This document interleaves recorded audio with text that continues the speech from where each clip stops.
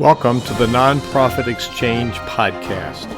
Stories by leaders for leaders to help you raise the bar on your own excellence, to release the potential inside of you. Now, here's today's podcast. Greetings, it's Hugh and Russ, and Russ is in snowy Denver, and I'm in bright, sunshiny Virginia. We're in the central western Virginia, the Appalachian range. It's the old mountains. They aren't the pointy ones like you got in Denver, but we are yet to have any snow this year or any kind of white stuff or even invisible stuff.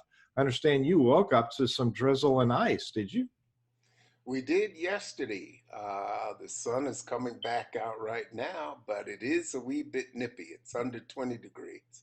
It's kind of Well, like I'm having flashbacks to living in northern Maine when 20 degrees was a good day.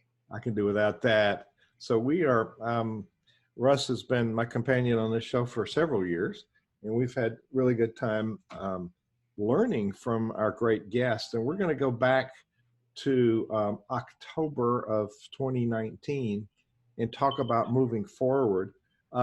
Our sponsor for this is going to be ourselves, our online community for community builders. Russ, we have quite a lot of offerings, and I think throughout the show today, we'll talk about some of the benefits that we have.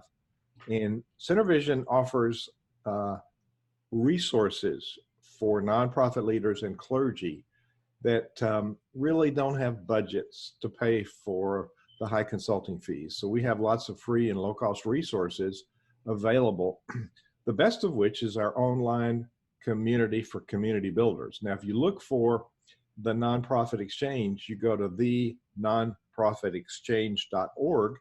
It will take you to our online community. It'll be the page for the Nonprofit Exchange. And you can see the blue button that says join, and we're running a trial offer right now where you can try it out for $1. You get all the benefits of the community, including live Q&A on Thursdays at 3, all times are Eastern that we talk about since that's where our home office is. So you get this live Q&A with Hugh and team every Thursday. So you're no longer alone. You no longer wonder what to do next. And so let's go back to October, Russ, and talk about some of the episodes. And I always am impressed with all the things you remember about these wonderful people that we've interviewed. But Mark S.A. Smith talked about the skills to get hired. And, you know, we don't think about that much, do we? Well, we don't always, but Mark came in and he talked about some items around leadership and 4 things that we have to keep in mind as leaders. And he's been working with leaders since 1990, and he came in and well, I think he's about 30 years in now at this stage, and talking about some of the things leaders need to accomplish to get to grow, and what are some of those skills that you have to cultivate to get hired. How do you get promoted? You know, and it's about handling resources and your relationships and handling resources in the best way possible. Good leaders are strategic. And that was a lot of what he covered in that. As a matter of fact, he was on the week after we did our last recap. Yes, and going forward from that, I always find Mark has these really good insights about just about everything. Now, if you go to nonprofitexchange.org, you'll find a place to click, and it'll take you to the archive, and it's all of the sessions that we've recorded. At the top, you'll find the video. Then you'll find a link for the podcast. You can get it pretty much anywhere that podcasts are available. We have links, hot links on the site to Stitcher and iTunes, and so we have also Kate Lindbergh transcribes these really good interviews with people, and so you can read the interview. You can listen to it on your smartphone, even while I like to listen to podcasts when I'm driving places or on a trip, because it Hmm. really makes the trip go a lot faster. And so Mark has uh, remarkable insights. And so Mark S.A. Smith, there's lots of Smiths in the world, and he wants to differentiate himself from the others by using both of his initials. Yeah. And the key takeaway with him, he was really, if there were two things that he wanted leaders to take away, the first was, making sure you got good systems in place. And the second big takeaway is that there's certain things that leaders should be doing, and make sure that you're delegating, you're using your time the best way possible, and those things he made very clear. And how do you do that? And creating systems will help to make you effective, be strategic, and leaders lead. They build good leaders, and they have other people take things off their plate. So delegation is really something that's really important. Working in your strengths and developing your people. We had the following week, we had Christian LaFeur back. We had Christian a while back on compliance, getting registered with all the different states if you're raising money as a nonprofit. And they Hmm. had him back because he had such a wealth of resources available. And he has a whole system for helping nonprofits get started. And he specializes in the small. You can do a, I don't know what it's. You don't file a 990, you file a 990M, and you know more about that, Russell. So he specializes in that. What impressed me is he had lots of documents of how to set up your board and how to do minutes and all of that stuff. So what impressed us about Christian is the amount of resource that he had available with people, and so it was pretty much a no-brainer to file for your nonprofit. He's been doing this for a while, and he's probably filed over 3,500 of these applications and growing. The IRS knows him well, and he has created some. And since that first interview, he's actually created and streamlined some of those services, and the price points are smaller. He's got a system called Instant Nonprofit. So one of the things he recognizes that smaller agencies don't always have the resources to do things right.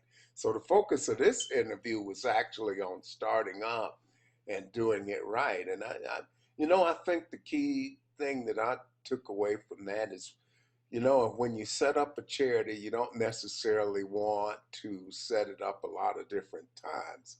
So, get experts to help you set it up and walk through that process so that you can focus on your mission.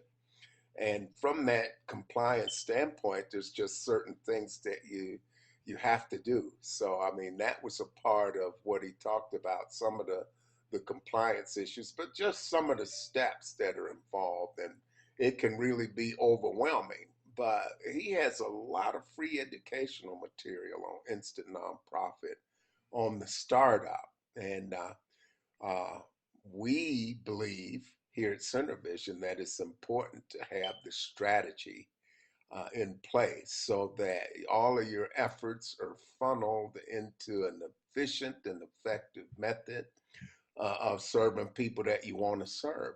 And the best place to really come up with that plan is right out of the chute if you can do it. So that's the important thing. And we want to have resources here. While you're new, a lot of people are interested in solving problems on the ground, charging right in, and making a difference. But it's important that have the structure and the resources, and you bring the right people in so that you can continue to grow. And so he's a good person to know, Kristen LaFeur at Instant Nonprofit, and you can find his information in our archive. So these are all available. We've got what now, Hugh? 5.5 years of broadcasts in our archive now. And so this is the place to come find them. Some of them are on YouTube, but all of them are here in the community. So that's one of the reasons you want to join. There's a wealth of articles that have come out of Nonprofit Performance 360 magazine that are here. There are blog articles. These are different things for our uh, viewers and other things. We've got upcoming segments on books that nonprofit leaders should read. We have different webinars. There's a whole lot of exciting content coming to you here in 2020. So you definitely want to join the community. We're making this recording at the beginning. We're in February, but we're 2020. Um, better vision in 2020, we like to say. So Russ talked about the resources we have available. Certainly this podcast, and it's in a written form on the site. Actually, if you download it on iTunes, you've got all the transcript on your iTunes app, your podcast app. But you can watch our episodes on Facebook Live, and you can watch them on our site, thenonprofitexchange.org. And don't forget, there's a blue button there to join the community. Joining the community is a network, peer-to-peer network, and it's a safe community. It's not like all the noise and people trying to sell you every minute on other social media, or people saying bad things about others they don't like. Um, we have a safe community, and we're very careful about who we let into the community. And so there's other resources. The other podcast that we have is 31 Days to Becoming a Better Leader. So when you go to the Nonprofit Exchange and you click on the link, it says free stuff. There's a tab for that podcast as well, and you can find it on iTunes. 31 Days to Becoming a Better Leader. And then once you finish the 31 days, there's what's called Monday Momentum, and you can get a shot in the arm by listening to any of those. And so we invite you to join the community as a dollar trial. The blue button at the top of the page takes you to where you can register for $1. And there's lots of stuff in there. So we want you to check it out before you, and then it's just a little over $1 a day to belong to the community with endless resources. But there's a track, one step in front of the other step. So it's you getting to where you want to go with a support system and a group of peers. And you're always in conversation with people in the online community for community builders. So after that nice episode, we had a friend of mine from Lynchburg who runs the Central Virginia Sports Commission, and somebody handpicked him to launch this. And I was impressed because recently they brought a big event to Lynchburg, and he said it was the State Games of America came to Lynchburg, which is it's only a city of around 80,000 people plus some universities, but we had 11,000 athletes in this little city, and I was quite impressed with that. But the way they enlist their volunteers and they get their board active and all of those important ways that are important, and then they get some funding to make sure all this happens. So in a very short period of time, they really had stepped up their game to be able to perform it at such a high level.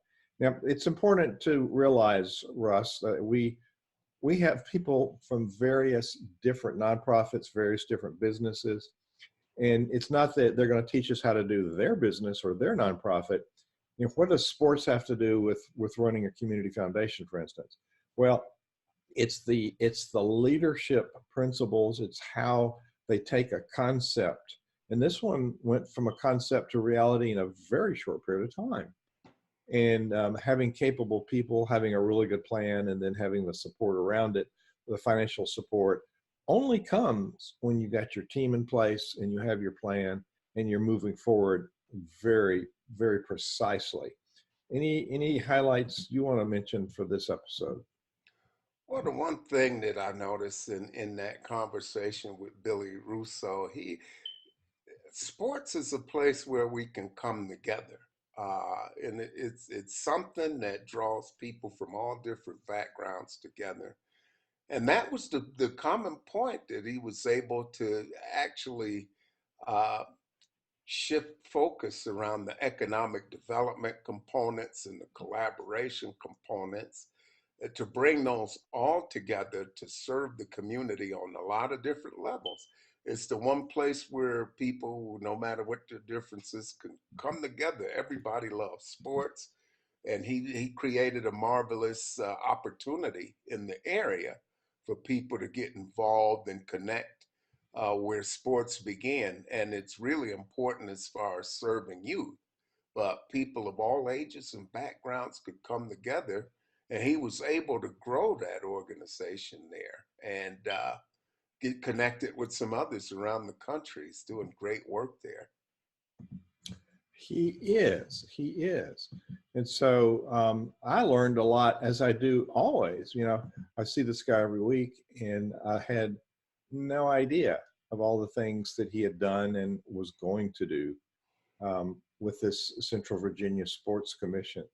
So the next week, who we brought in was a longtime colleague and friend, Stuart Levine.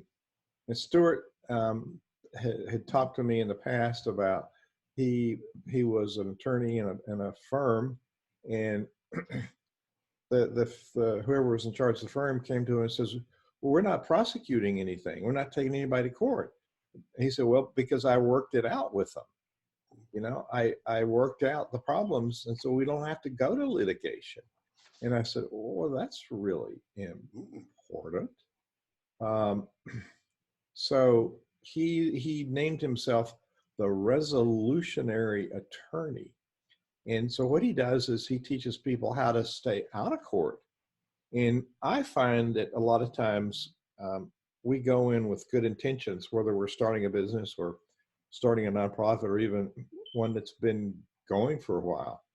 Um, we don't think about writing down our expectations. So one of the flaws that leaders we actually facilitate conflict by leaving out things. We got in our mind clearly what we want to achieve. We fail to communicate that with other people by defining the end results. So what Stuart does is he's had this book of agreement, and there's 10 essential elements to create the results you want. And so he's got that, getting to resolution, turning conflict into collaboration, the book of agreement, 10 essential elements to create the results you want, collaboration 2.0, the change handbook, and the best lawyer you can be, a guide to physical, mental, emotional, and spiritual wellness. And that's published by the American Bar Association. These are all books that he's written that are major publishers and have a wealth of resource.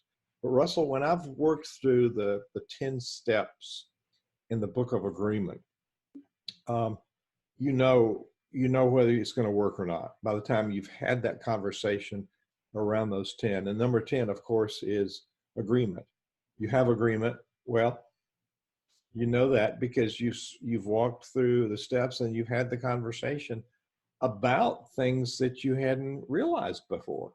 So I found that to be a really good resource. What comes to your mind? Well, I love that book of agreement. I actually use that as a guide to create my own because it's so powerful, and it's written in plain English.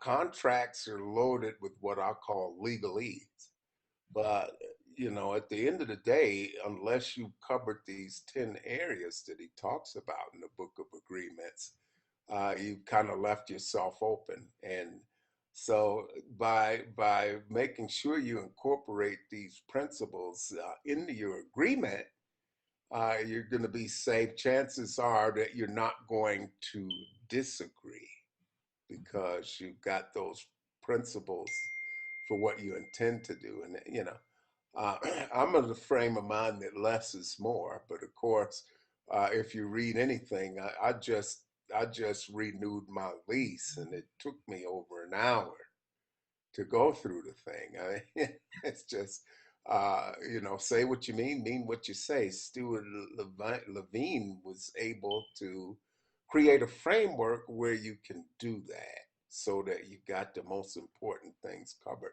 It's got a wealth of material, and there are a lot of books, but the Book of Agreements is the one that I would pick out of the segment. Of course, leaders should read them all, but start with that one. That's the most important one, not just to read, but to actually look at applying for all of the things that you're doing, and looking at things to see what's missing. So it's the book for non-attorney people, to look and work from, to put good solid agreements together. And if you can get,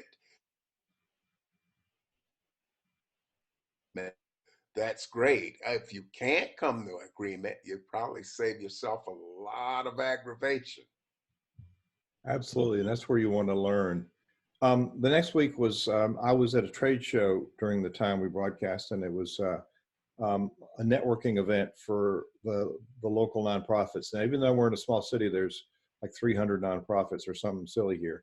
Mhm. So I just did a live stream from there, walked around and interviewed the different people, and it was interesting how people described what they did. Ask them to describe what they did and what's important about it. And it was a wide variety. And I wanted to go back and say, no, this is what you should be saying, because it's your chance to tell people about the organization and why it's important. What I find more often than not is that we don't tell people why our work is important. And I think that's the question we start with. The Simon Sinek book, Start with Why, or Begin with Why. It is imperative for people to understand why we're doing what we're doing. And so I networked. I don't think there's a whole lot to lift out of that, Russell. So I think we're just going to the next one, unless you got something you want to mention about that one. We're doing this today because we've had some really meaningful conversations, some great interviews with people. And we wanted to give you a chance to understand all of those and to know which ones to go to. If you've missed something, it's time to go back and pick it up. Um, we carefully check out people that we have on the show. However, Russell, I find that often the expectations exceed what I had in my mind, because there's a whole lot of really, really useful stuff. And last week there were some like sound bites coming out all over. It's like you got pulled into something else, but there was just a lot of really good sound bites. So I did that one alone, and I'm like, whoa, I'm going to capture that one. Oh, I got to capture that one. And so it was the executive director of Patrick Henry Family Services, which is also here. But he's been a serious student of leadership, and he had lots of really, really good things to say. So you want to highlight anything with the networking, or shall we go on? Well, and yeah, we can move forward. I just think it's important to network, and networking done well will serve you. Yeah. So it's really, if you're not clear, or you don't have um, language that resonates with people about what you're doing. And that's not to say that you need to be scripted or need to have something fancy to say, but to let your passion come through.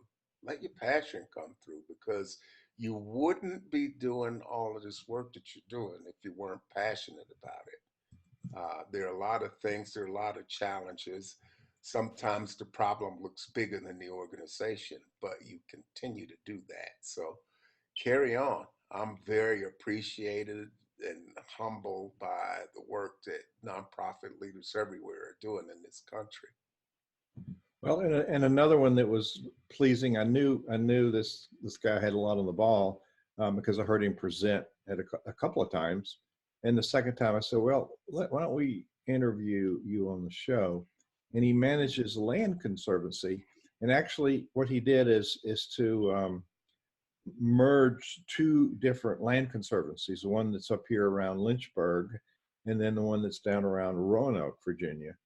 And both Lynchburg and Roanoke were built around the railroads Mm, way back when that was the way you got around the country. And but they are both surrounded. We have the Blue Ridge Parkway and the Appalachian Trail. Um, going to the east of us, both cities, pretty close to both cities, and there's a lot of rural land, and part of their dedication is to capture that land so it doesn't go into commercial use, so that generations after us can use it. But he's managing two boards of directors and then a board that oversees the two of them together. So it was about mergers, which brings sometimes about a clash in culture and a confusion with to the funders as to what are we really funding and what is it we're doing here. So they struck up a commonality with how they wanted to run the two organizations, and um, and Perry was his name.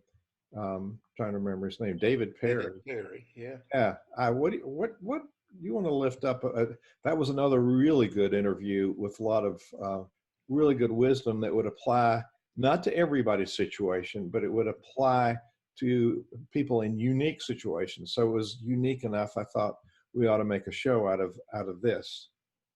Well, talking about stewardship and our environment is work that a lot of nonprofits out there are doing. And conservancy means different things to different people. Everything from planting trees to hunting, as it were, is considered conservancy on some level. So you don't always have agreement. And what struck me with this young man was that, the opportunity to create this merger between these two very different organizations, and to navigate that, it just sort of landed in his lap, and he navigated it very well. It was very challenging, but they've managed to come together. They've got a lot of volunteers, and they've been able to create a synergy within that organization so that it runs smoothly across the board, and everybody's goals are met. And so they've been growing slowly, keeping the lights on, growing slowly, and putting more land in the management there. I'd be interested to see how much more they've put in since we spoke. I think that was November, December. Maybe not a lot over the holidays, but they're doing good work, and I think more and more people are finding out about them. Hopefully, through this broadcast, they found out more. And one thing that's important to note is that these conservancy organizations are not peculiar to Lynchburg, they're everywhere. So if you go Google conservancy, you can find organizations that are like David's that are doing work in your area to preserve natural lands, to preserve lands in your area, and preserve that heritage and protect the planet at the same time. He talked about agreements and how important it was in their work, and because you have to really be clear when you're taking on a piece of property, because there's a liability with that asset. But they got one asset that's 11,000 acres, but they have 22,000 total under management. And I didn't know, but he said an acre is equal to the size of a football field. So that's like 22,000 football fields. And so having a clear pathway to sustainability, because it's something you're taking on forever, and having the agreements with the people that want to dedicate this or want to donate it to a forever protected status. And the other thing I thought was really interesting was, we're talking about big land. That one's 11,000, and there's smaller ones that they get. But out west, he said that's a small parcel. They do huge. But if you go up in New York, it might be a block, a city block, or something smaller, or just a little patch of land in the middle of the city. So, and it might cost a whole lot of money to maintain that. It might be worth a whole lot of money. So there was no particular single standard for all these conservancies. It varied a lot with the the price of the land and the size of the land and what it was going to be used for. And so bringing in some really good corporate leadership skills into running this organization, I found this to be a very interesting interview with lots of surprise lessons. There were lots there, and there's so much that goes into it.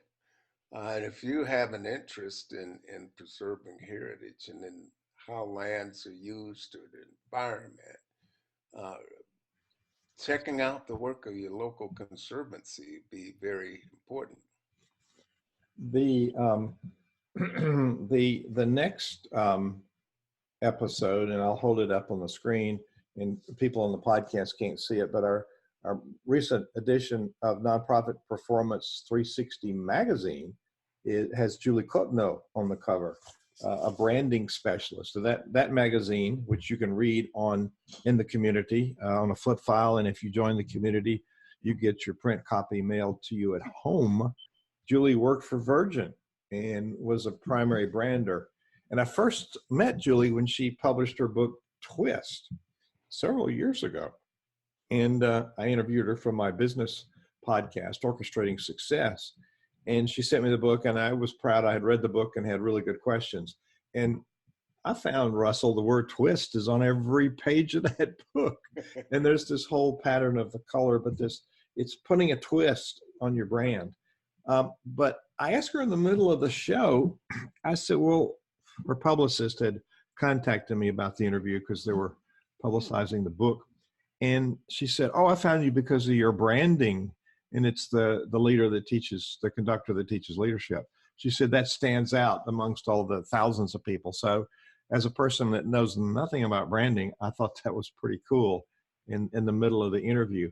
But her interview is about put a twist on your brand, but it's about the 3 branding mistakes your nonprofit needs to stop making now. Now, I'm not in favor of telling people all the answers. I want you to go and read the transcript, listen to the podcast.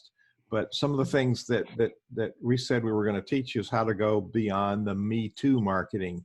You know, we want to copy what other people do, but that's not authentic to who we are as our brand.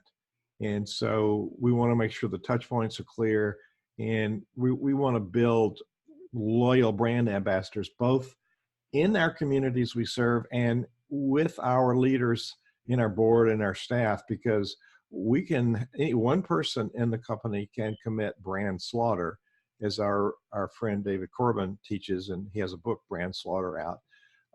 And so we give people some tangible ideas in this interview, and there's a link to her website, and she will offer you a free brand review to tell you what our brand assessment. Anything else you want to highlight? I found it to be very refreshing. Oh, that brand health check that she offered was really great. And that was something that really stood out in my mind. And as far as kind of crafting a message as you're putting your brand together, the one thought that really kind of jumps out at me, that stuck with me, is that you should look outside of your industry, or where are you parked, what type of industry are you in. Look for inspiration in places that are completely unlike your own. You can find inspiration in other places. This was one of the key ways to add what she called the twist and get away from being one of those Me Too type brands. So you definitely want to take a look at this book. It's available on Amazon. That's one of our books leaders should read, because the brand is the promise. It's who you are and how people see you. And I've heard it said that if you don't work at creating a brand, and people will do that for you, and it may not uh, be what you really stand for. So it's important to work on that. The book is Twist: How Fresh Perspectives Build Breakthrough Brands. I just looked at the clock, so I'm going to move us on because I've been talking too much. Let's skip. I'm working the spotlight on our community. during this interview. So we had another brander who's a local guy from Lynchburg, Jawanza Hall, who brings another whole thought process to branding and why branding is important. I wanted to have these two. I met Jawanza in our work and invited him to be on the board of directors of Lynchburg Symphony. His company is called Blackwater Branding, and he has a whole team of experts, and he's rebranded some of our sports teams and some of the. He works nationally with some important brands out of our little city here. But I wanted to have another aspect. I think that people create a logo. I see nonprofits create a logo and they think they have a brand because they have this pretty little thing that they put on everything, which is that's a representation of your brand, but your brand is a whole lot more. So Juwanza talks about that here. You know, what does it take to build your brand? And I thought that was, and I'm not sure if you were on the interview or not, Russell, but it was a really nice interview. Well, the thing that he talked about was what we're doing. We're in the relationship business, so we're having conversations with people. And who are we conversing with? I think a lot of his work drives toward understanding who we're conversing with and being conversational and talking to those people we need to reach. And that was really the thing that stood out with him that I recall is just, how do we who do we talk to, and being very strategic about that. So those were two things that really jumped out at that interview. Very bright, very energetic. And he gave us some ways to connect with him. So you'll want to go in there and look at that. Two very different in their own way sort of perspectives. But if you're looking to find that footing on that brand, and that networking event is a perfect example of what can happen if folks don't have their brand dialed in. The folks that you talk to that really had their brand dialed in were able to tell you what they did, why their work was important. And now it doesn't mean that other people don't know why their work is important, but how do they articulate it? Who are they talking to? And how can they make it just a little bit different so that it sticks with the people they're talking to?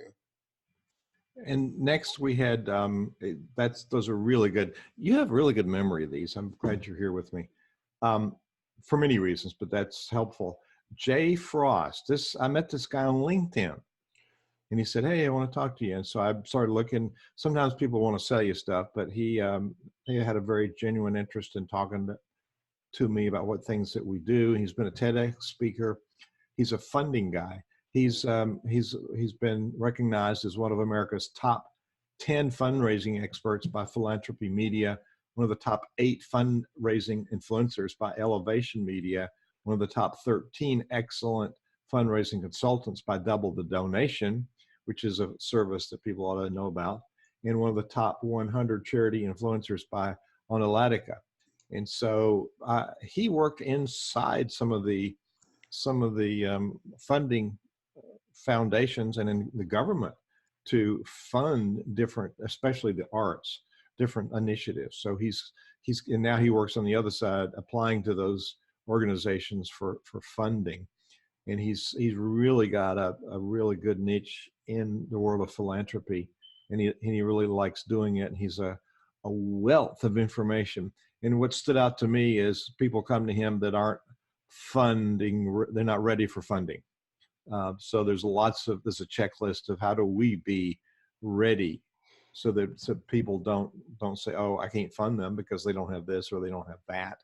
And so there's a number of things that he checks off and says, okay, if you've got these in place, then I can help you secure funding. So those are good things to have in place anyway. And so if we want to fund our organization, not everybody's interested in funding, but I think only 99% of the charities want to look at expanding their funding, so that this would only apply to 99%. So what thoughts do you have about Jay Frost? He was quite remarkable. It was fun talking with him and having that joint perspective where it's actually working at making sure that people had resources and then to go out and seek resources. It's a really balanced view. I sat on some grant panels for HHS for 2 or 3 years in DC for different community development programs, and that sort of helped really shape my experience.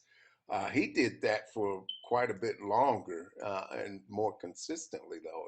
He was looking at major gifts and other things. So it's important to have that perspective from both sides to know what to put together. This is a very good podcast to watch if you're a foundation executive or board member and you're trying to think about what are some of the things that I want to see in good projects, or you're in a nonprofit or foundation looking for money. There's that balanced view. This is a good interview to look at because he has both perspectives and you can find out how to reach out to him. So I really enjoyed that. And, finding your supporters, a lot of them use very similar language. You had brought us the next guest. I believe you met her somewhere in Denver area. She had moved there after a life tragedy and was kind of starting over, but she's founded this. Actually, no, she's in Las Vegas. It came from Mark Smith that referred her. Yeah. Quite remarkable lady, had turned her life around and started this animal rescue um, nonprofit. But her title was um, making your organization attractive for cause marketing collaborations. And a lot of companies are very, very conscious of the triple bottom line: people, planet, and profits. So we want to take care of our planet, but we want to value people. And so it's important to be able to think about how do we build this bridge with corporations so that they understand that supporting the nonprofit world is good for business, not only good for the world, but it's good for their business. And so that was a very nice interview with a young, vivacious, energized, and passionate leader. But we talked a lot about corporate social responsibility programs, and uh, but we don't always have access immediately, especially if we're a small nonprofit and a small business. We don't have the resources at all times to get the things done that we want to get done. But small businesses and small nonprofits can combine and collaborate.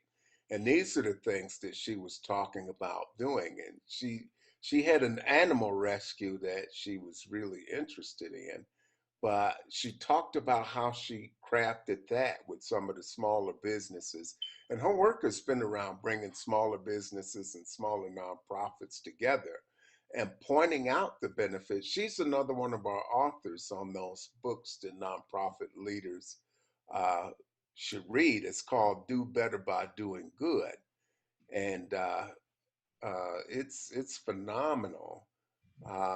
That's available. Do Good to Do Better is the name of the book. It's a great book. And it's talking about how small business leaders can leverage what resources they have to connect with small nonprofits to make bigger impact together. And yeah, some of the bigger corporations with deep pockets recognize that bottom line.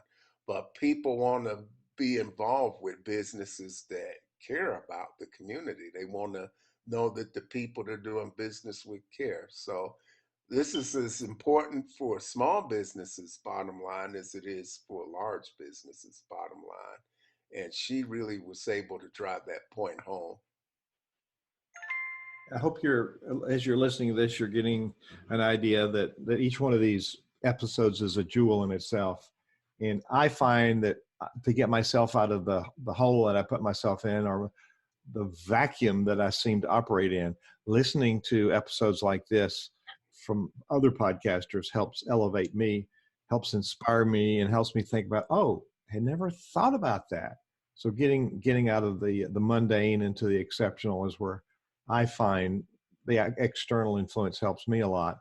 The next one, when you listen to this, Bishop Ebony Kirkland, you better put on a seatbelt. She was one of our most energized people that we've interviewed. And I got to tell you, Russell, I've been with her many times, and she's always like that. She's Well, you got to get lots of rest or maybe take some Geritol or something to keep up with her because I'll tell you, she was she was remarkable. The energy and the passion as a person of faith, for starters, were phenomenal. But the work that she's been able to do through that association, she's not only working with faith based communities, but small nonprofits. She's working with government entities, bringing community resources together. And she emphasized the power of community and the need for all of the different sectors: business, government, nonprofit, and the faith-based community to come together, and that there are unique assets that each one has that they can bring to the table. Faith-based communities as well have these remarkable skills and insights that they can bring to the process that will make all of these entities as a group together more effective at solving problems in their community. And it's important for everybody to get to the table. Yes, and she is the founder of the Worldwide Association of Small Churches with 3,500 small churches. They're all over the world, and she's comes from a business background, and she also is the I don't know what she is, but the president of the Hispanic Chamber of Commerce. She's in the Bronx, New York. Uh, so she speaks with the wisdom from many different fields. So and then after that was somebody I don't know how she found us, but we got connected somehow. And this was Amy Eisenstein. Wow, Mhm. another um, expert in funding, and she has this capital campaign toolkit. So she was speaking about annual campaigns and major capital campaigns to raise major gifts. This is large amounts of fundraising. And I've been part of churches and organizations where they've done a major campaign, and it's all hands on deck and everybody shoots to a common goal. And there's a real energy around that. But she speaks very eloquently about what you need to do, and she offered there's some free resources on Capital Campaign Toolkit Mhm. .com, her website there. And then of course her website is Amy Eisenstein, but that one I noticed hadn't been transcribed yet, but we'll have it up soon. That's just one of our most recent ones. But I left that interview going, wow, that was pretty amazing. What do you think, Russ? We're got one Oh, more after this. when I found out that she heard about Cinevision, I was very excited because this young lady is the go-to person on capital campaigns. And I was just unable to attend, but she provides all sorts of free education where she talks in great detail about capital campaigns and major gifts and doing this, not just doing it, but doing it right. And how important it is to tap into the desires that people have to leave a legacy, and to fit yourself to a place where you can be that vehicle for people of purpose to leave a legacy behind, to continue good work. Why shouldn't they continue with your work? And so that looking at this toolkit and subscribing to her YouTube channel is very valuable. And subscribing to this channel and this network is very valuable too, because we introduced, Hugh had never heard of her, and I knew who she was, but we meet people in our travels and we find that we are finding remarkable people in business industry, nonprofit world who are doing phenomenal work and who have great tools to take you to the next level. And so being here is a place where you'll be connected with all those tools, all of the great people, and with our team here to help you take your organization to the next level. So if you haven't joined the community, uh, make sure you click that blue button and join now, because there are so many resources that are there, more that are coming, more great interviews in 2020, and we're very excited with what's coming up. And then most recently, our last interview was maxing out the mission with Robert Day, who's the CEO and executive director of Patrick Henry Family Services. And he came out of a childhood where he was born of a single mother and he came out of poverty. Uh, so he survived poverty, neglect, abuse, and it's how he turned his life around. But he also now is a support for young people who are suffering from these very same problems he has had as a child. So he was able to lift himself up and get into a new place. But I very much enjoyed this interview because Robert has been a very serious student of leadership over the years, and he just dropped pearls of wisdom throughout this whole interview. So I'm real anxious to get this transcription up and to get get my eyeballs on some of those things that he said. He's got two books out: Worst of Mothers, Best of Moms, and Desperately Healed: My Journey to Wholeness. I he showed one of the top leadership traits I appreciate when leaders are very transparent, very vulnerable, and they don't try to hide things. Just this is who I am. Mm. And so I was refreshed and inspired by that interview. And so that's the wow, Russell. We've spent some effort getting people and getting it transcribed, getting it up on the media, and we don't do it because it's just something that keeps us busy. We do it because it's meaningful. And going back and looking at it again, I find that wow, there's a whole lot more stuff there. And so I think we got to commit to doing this 3 times a year, lifting up what the episodes were and highlighting for people. I know I get busy, and sometimes in podcasts, people will mention, oh, go to this episode or go to that episode. I'm sorry, I can't remember to refer people to particular ones, and we don't number these. We've been doing this for over 5 years. The magazine Nonprofit Performance 360 has been published over 5 years. We've been doing live events, the symposium, for 5 years. We've impacted thousands of nonprofits all over the country. And we're in the new phase of growth this year. So we're interested in getting more people into our online community where we can have conversations, peer-to-peer conversations on things that are a passion for us and impact people's lives. So I want to invite you to try out the community. If you go to thenonprofitexchange.org, it'll take you to the page for this show, but then click on that join button and just check out the stuff that you get in the community. It's your next step to where you want to be, one step at a time. So start off with us, take an easy start for $1 and find out how valuable it is. And then you can be on the journey with us. And we talk every week. Russ, what are your thoughts you want to leave people with today? This has been important for me. I love it.